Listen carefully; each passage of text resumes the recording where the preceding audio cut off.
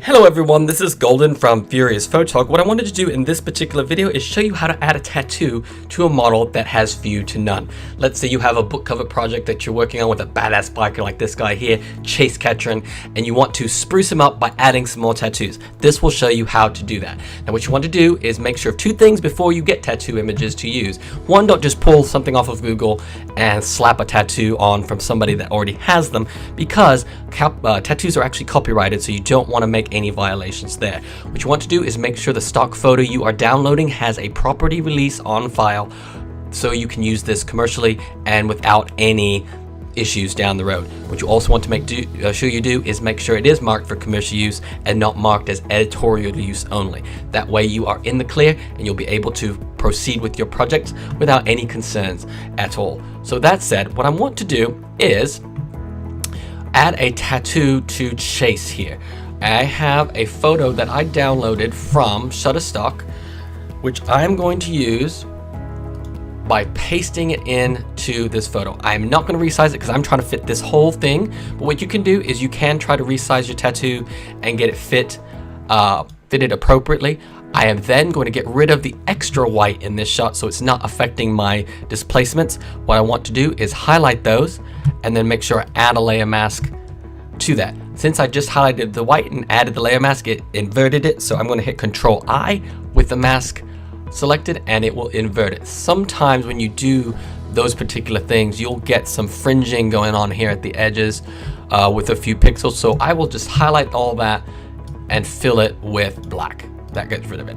So from there, before we begin, I'm going to show you 3 different methods to apply to get this tattoo fitted. One is the puppet warp, 2 is warp, and 3 is displacement maps. We're going to use all 3 to get this actually fitted to the model. But before we do that, we want to make sure we have a displacement map to use. So from here, your image with the model selected, go to channels and select the channel that has the most contrast or the most detail that you can use for a particular shot. Green is the one I'm going to use here. Red is actually more contrasted, but there's less detail in the model himself. So what I'm going to do is green, right click, hit duplicate channel, and then go to new, and boom, it's created a new file with the alpha channel of Chase here with that green channel selected. So what I'm going to do is save that as a file. Let's just call it displacement. And it's going to save that as a Photoshop file. And we can close this out. We're going to go back to the original image, make sure all the channels are selected, RGB, and go back to the main layers and re-add our tattoo. So from here, I'm going to drop the opacity down so I can place the tattoo generally where I want to. What you want to do when you're doing this is note the model's positioning on their arms or legs, etc. It's easier to do something where it's 90 degrees or less. If it's 90 degrees or more. If it's 90 degrees or less, you're going to have a little bit of trouble actually getting it to look good in these particular corners where they're bending. So again, 90 degrees or more makes it easier. You can do it this other way with it bent like this, but it's going to look less realistic. Because of that, I'm not going to have it go a full sleeve. I'm just going to do basically a 3/4 sleeve. So we've got that pulled up. Those extra bits that are showing here will go away when we do our layer blending modes. So once we're here, I'm going to show you that first technique is puppet warp. So what we're going to do is edit puppet warp. It will select the tattoo area. We're going to add anchor points, which is just defaulted to adding the anchor points at the elbows and shoulders. So those are the areas that are going to get locked in while we're moving the rest of it around.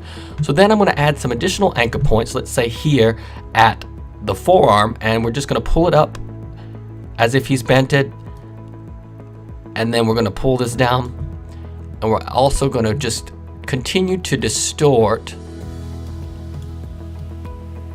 and go with the flow of his arm.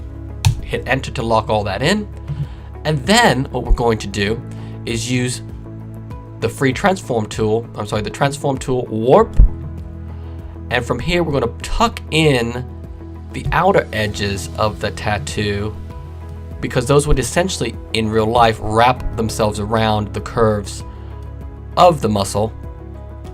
I'm going to hit enter to lock that in. And then what we're going to do is add that displacement map. So I'm going to pop that back up to the full extent. I am going to make this a smart object so it does not affect what we've already done. For it a smart object, you could do this as well by making it a smart object at the start. That way you could apply all these transformations with the original still intact. I did not do that for this example, but that is good practice to do. From here, what you want to do is go under Filter, Distort, Displace. And what that will do is bring up a dialog box where you want to select these two items, horizontal and vertical scale, as the same number. Anywhere between 5 to 10 generally works. I want it maximized for effect. We're just going for those ridges in his arm. So 10 would do. Stretch to fit and repeating edge pixels are checked. Hit OK. And then, of course, we're going to select our map here. We're going to select displacement. That is the one that we selected earlier. It's going to apply it. And it's a very slight shift, but it shifts the image to where it conforms to the actual nooks and crannies of the item below it. So from here, what you want to do is switch your layer mode to multiply. We got rid of the white.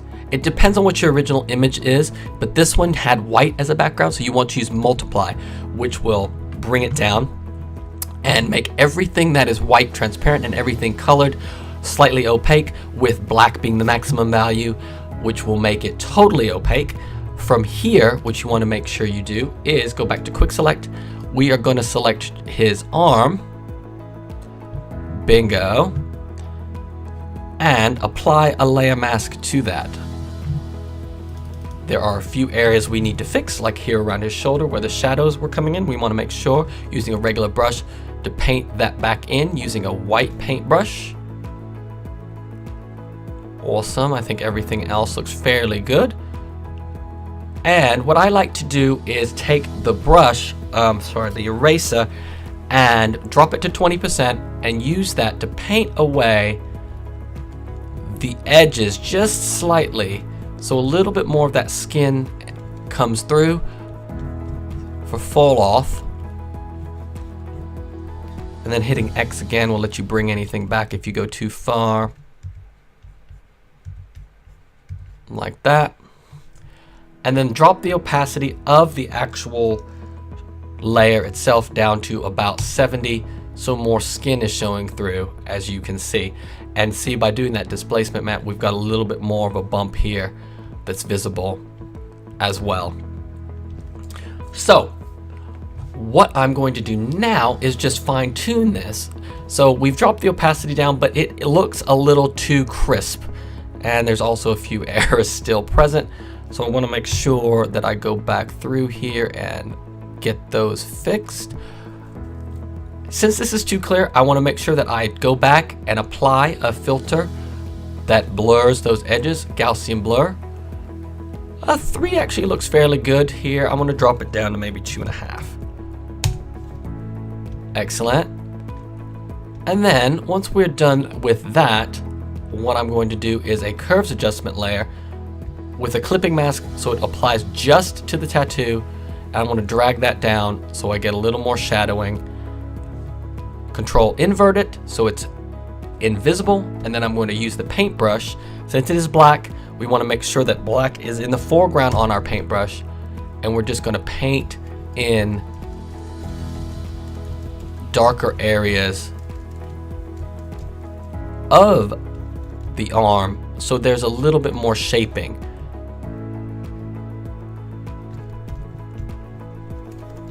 There we go with that tattoo.